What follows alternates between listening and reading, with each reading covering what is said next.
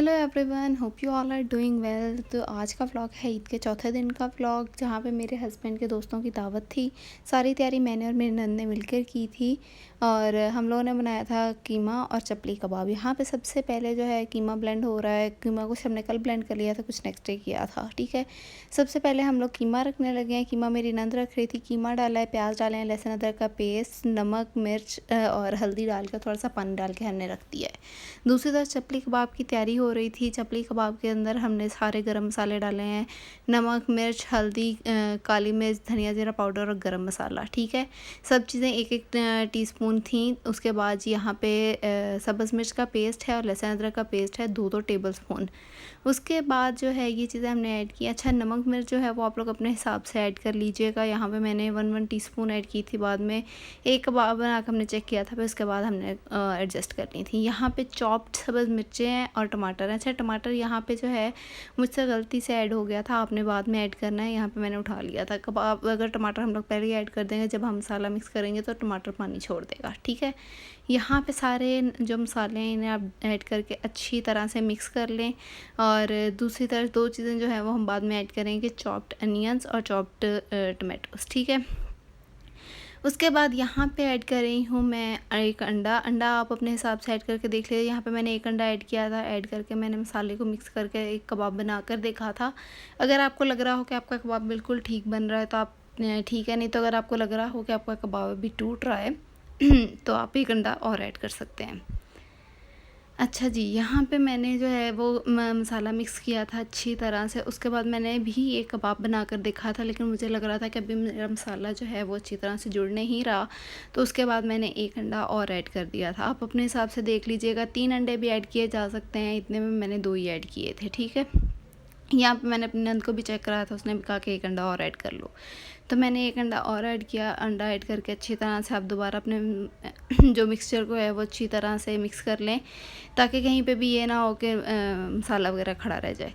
अब यहाँ पे मेरे पास हैं चॉप्ड अनियंस, जो कि बिल्कुल फाइनली चॉप्ड हैं, जो कि ऐड किए हैं हमने। तकरीबन 3 अनियंस के करीब अनियन ऐड किए हैं, 2 टमाटर के करीब ऐड किए हैं।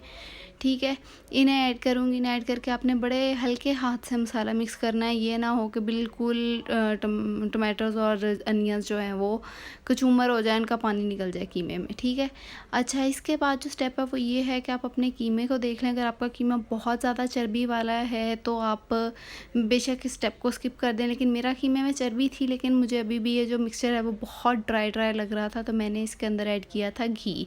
तकरीबन हाफ़ कप के बराबर घी मैंने इसके अंदर ऐड किया है। आप अपने हिसाब से देख लीजिएगा, लेकिन आपका मिक्सचर ना बहुत ज़्यादा ऑयली होना चाहिए, ना बहुत ज़्यादा ड्राई होना चाहिए। ठीक है, यहाँ पे मैंने ऑयल ऐड किया। ऑयल ऐड करके मैंने इसके मिक्स किया और तकरीबन मैंने इसको रख दिया था दोबारा से फ्रिज में, क्योंकि गैस थी नहीं, सिलेंडर पे खाना बन रहा था। एक सिलेंडर पे कीमा हमने रखा हुआ था वेट लगा कर, तो जब तक कीमा रेडी हो रहा था मैंने इसे रख दिया है फ्रिज में। अच्छा जी, उतनी देर में मैंने सोचा कि यहाँ से सफाई वगैरह कर ली जाए। यहाँ पर मसाले वगैरह उठाए, यहाँ से सफाई की, साथ साथ किचन इकट्ठा हो रहा था। सारा काम हम लोग मिलजुल के कर रहे थे। कीमा बेसिकली वो बना रही थी और कबाबों पे मेन काम मैं कर रही थी। ठीक है, यहाँ पे जी साथ साथ जो है वो सैलेड कट हो रहा था। जल्दी जल्दी से सैलेड कट करके भी फ्रिज में रख दिया, ताकि जब तक खाना तैयार हो तो सैलेड ठंडा हो चुका हो। सैलेड में हमने कट किए थे बस खीरे, टमाटर और प्याज, इससे ज़्यादा और कुछ नहीं ऐड किया था। ठीक है, कीमा हमने चेक किया था, कीमा हमारा अभी भी टाइट था। उसमें दोबारा पानी डाल के थोड़ा सा वेट लगा दिया था। उतनी देर में मैंने सोचा कि बर्तन निकाल लिए जाए, बर्तन वगैरह साफ़ करके रख लिए जाएँ, ताकि जो काम हो सकता है जल्दी जल्दी से वो कवर अप हो जाए। ठीक है, यहाँ पे बर्तन साफ़ हो रहे थे, कीमा हमने दोबारा रखा। जो चपली कबाब का कीमा है वो हमारा वेट पे है। बेसिकली हमारी जो दावत है वो थोड़ी लेट हो गई थी टाइम से, क्योंकि गैस नहीं आ रही थी, सिलेंडर पे खाना पक रहा था और बहुत बहुत स्लो पक रहा था। यहाँ पे देखें जी, कीमा मैं आपको दिखा रही हूँ। कीमा हमने खोला था, इसके बाद हमें कीमा अभी भी टाइट लगा था, तो दोबारा पानी डाला था और साथ में इसके अंदर ऐड कर दी थी सब्ज़ मिर्चें।